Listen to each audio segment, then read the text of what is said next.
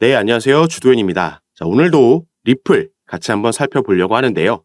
자, 우선 설문조사 업체에서 나온 이 속보 간략하게만 짚고 넘어갈 건데, 자, 국내 투자자들의 27.4% 가장 많은 비율로 이 다음 주에 메이저 알트코인 중 상승 여력이 가장 크다라고 보이는 코인 리플의 XRP가 가장 많은 퍼센테이지를 차지를 했습니다.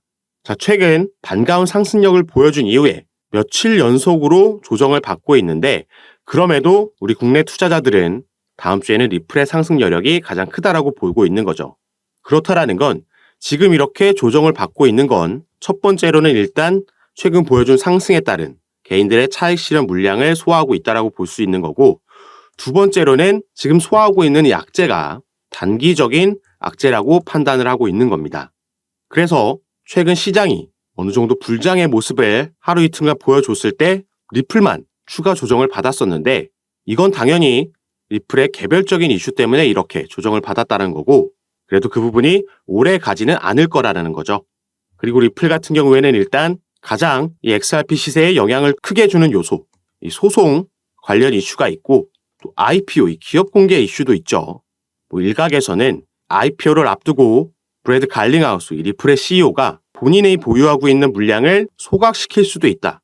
이 물량이 소각되면 물량이 줄어들면서 그만큼 가치가 올라가는 일이기 때문에 IPO가 진행되면 대규모 투자 기업들의 투자 자금이 유입이 되면서 급등을 만들어낼 거고, 이렇게 되면 시가총액이 너무 커져서 부담스러울 수도 있고, 또 이 상승력의 시너지를 내기 위해서 이런 루머도 커뮤니티에서는 나오고 있는 상황입니다.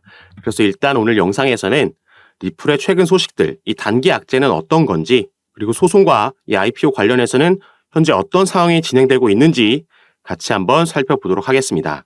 여러분들은 오늘 영상 본격적으로 시청하시기 전에 밑에 있는 구독과 좋아요 버튼 한 번씩만 눌러주시면요, 제가 이렇게 영상 제작하는데 큰 힘이 된다라는 점 말씀드리고, 또 추가로 영상 밑에 더보기란 클릭하시면 간편하게 참여하실 수 있는 카톡방 링크도 제가 남겨놨습니다.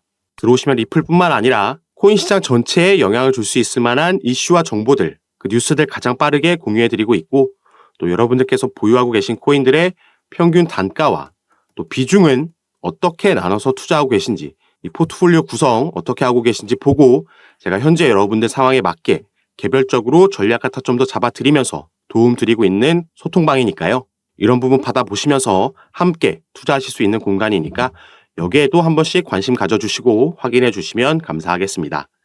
자, 그럼 바로 이 리플의 단기 악재는 뭐가 있었는지 이 부분부터 같이 한번 살펴보도록 하겠습니다. 자, 이 부분이 어제 리플 하락에 가장 크게 영향을 줬다라고 볼 수 있는 부분인데요. 자, 리플은 11월 8일과 9일 양일 동안 두바이에서 리플 스웰을 개최했습니다. 그리고 리플 스웰이 개최되기 전부터 IPO에 대한 계획을 발표할 수도 있다라는 루머가 돌았다고 말씀드렸죠. 이 IPO라는 건 기업 공개를 하는 거고, 기업 공개를 하게 되면 나스닥 상장 절차를 밟게 되는 거였습니다. 여기에 투자자들이 관심을 가지고 또 기대감을 가지고 있었던 이유는 이 IPO를 함에 따라서 여기에 들어오는 대규모 기업들의 투자 자금으로 인해서 XRP가 가장 크게 긍정적으로 영향을 받을 수 있는 요소였기 때문에 이런 기대감이 생성됐었던 거죠. 하지만 리플 스웰에서 브래드 갈링하우스 CEO의 클로징 멘트가 있을 때까지 IPO에 대한 언급은 나오지가 않았습니다.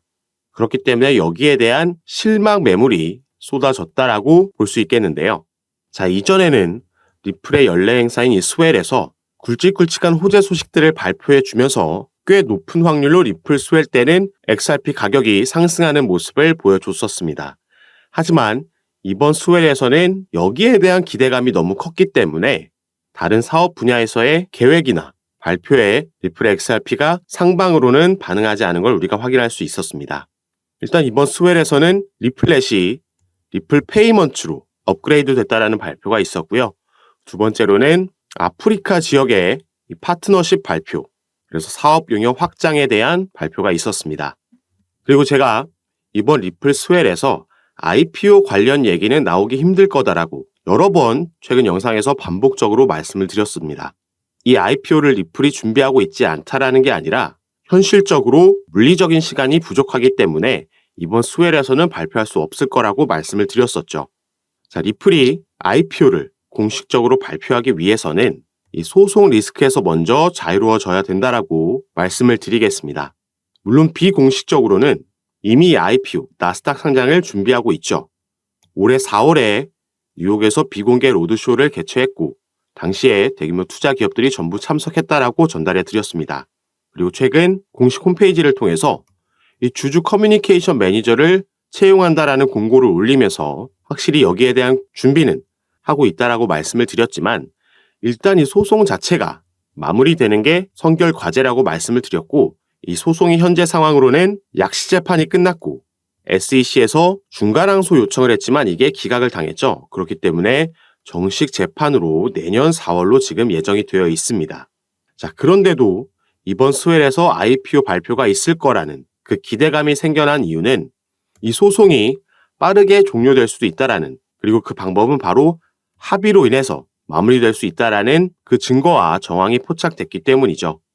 자, 그렇기 때문에 우리가 이 부분을 조금 더 살펴봐야 되는 건데 본격적으로 이 합의 내용 같이 살펴보기에 앞서서 그리고 이 부분 어제 날짜로 또 새롭게 업데이트된 부분 말씀드리기 전에 여러분들 영상 밑에 더보기란 보시면요.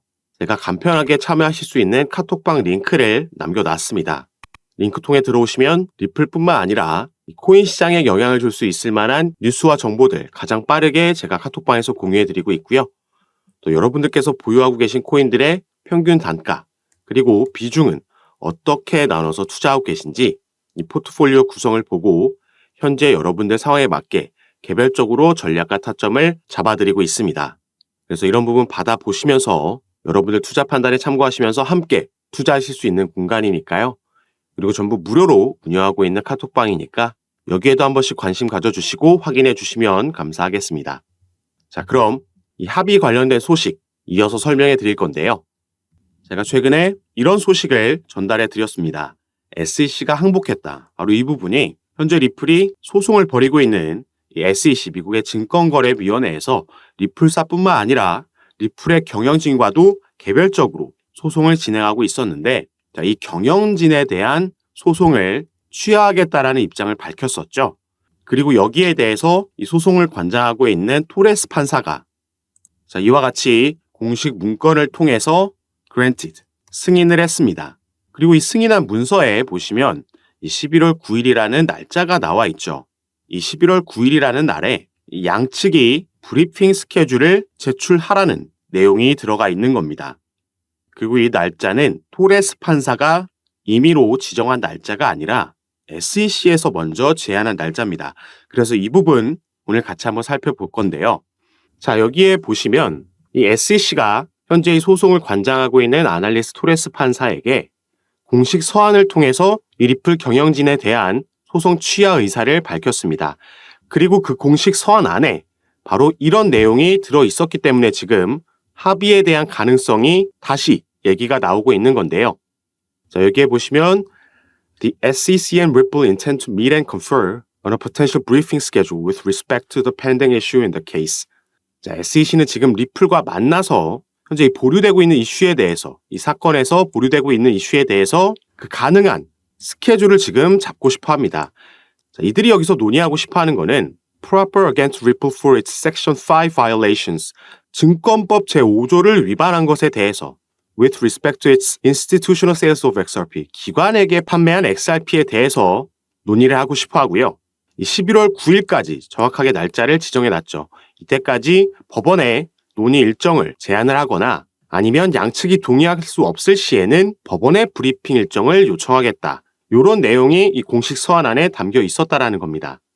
자, 이걸 다시 말해서 이 리플과 SEC가 만나서 최근 받아들였던 7월 달에 나온 약시재판 판결에 대해서 그 중에서도 이 SEC가 승소한 부분, 이 기관 판매에 대한 약 7억 달러 규모의 XRP가 증권에 해당한다라는 것, 이게 증권법 5조를 위반했다라는 것에 대해서 논의를 하고 싶어 하는 건데, 자, 이미 SEC에게 유리하게 나온 이 판결에 대해서 논의를 하고 싶다라는 건 이게 지금 벌금 합의에 대해서 얘기하고 싶어 하는 거 아니냐라는 의견들이 지금 나오고 있는 겁니다.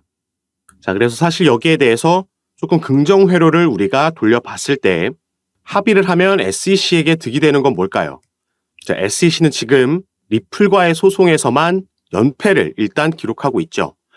약시재판 판결문에서도 이 개인에게 판매된 2차 시장 판매는 증권이 아니다라는 판결문을 받아들이면서 가장 먼저 1패를 떠안았고 중간항소에 대해서도 기각, 명령이 나오면서 2패가 됐습니다. 그리고 본인들 스스로 이 경영진에 대한 소송을 취하하면서 지금 3대 빵으로 지고 있는 거죠. 리플에게만 벌써 이렇게 연패를 기록하고 있고 여기에 추가로 최근 그레이스케일의 소송건에서도 패배를 기록했습니다. 이 비트코인 현물 ETF로의 전환건에 대해서 법원이 재검토하라고 SEC에게 명령을 내렸죠. 그리고 SEC는 최근 여기에 대한 항소를 할 수 있는 기간 안에 아무런 움직임도 가져가지 않으면서 사실상 항소 포기를 선언을 했고 이 부분이 이제 효력을 갖게 됐습니다.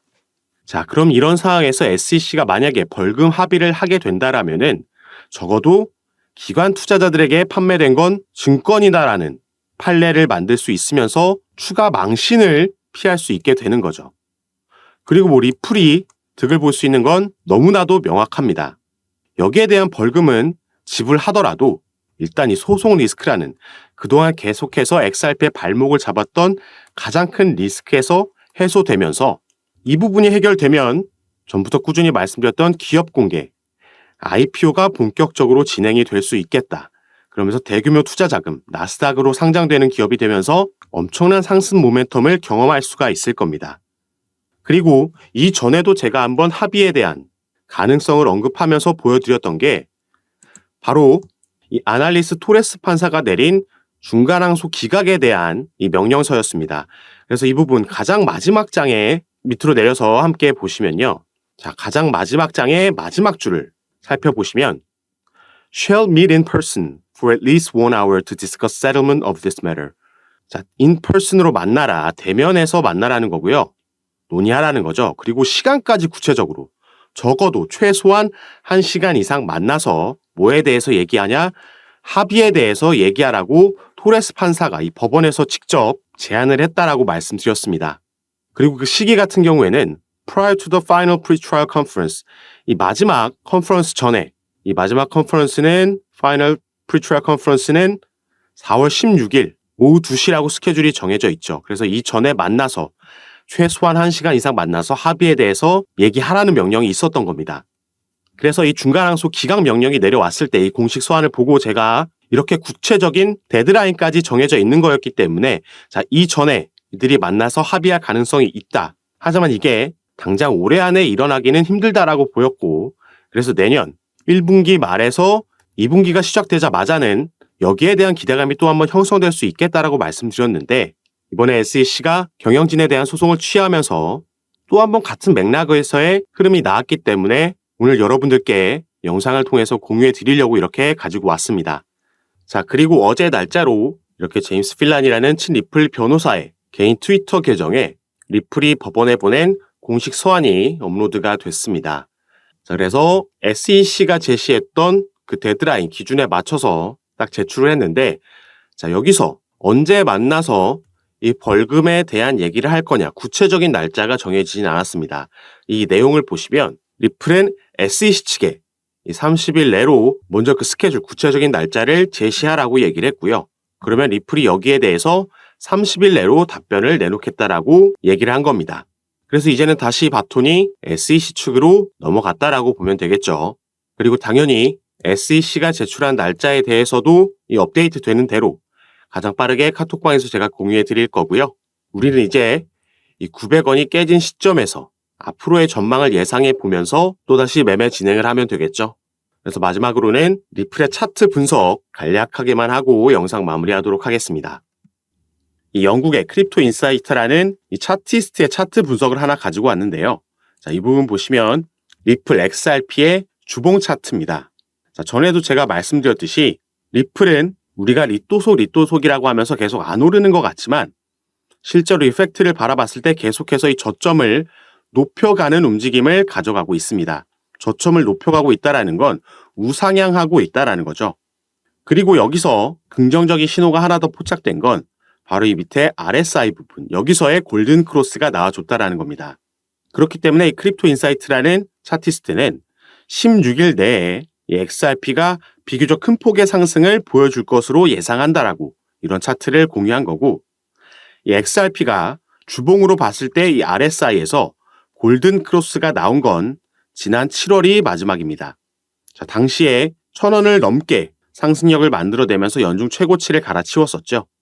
그리고 XRP의 미결제 약정도 지난주에 바닥권에서 맴돌았기 때문에 이 부분도 2, 3주 안에 크게 늘어날 것이라고 예상하고 있는 거죠.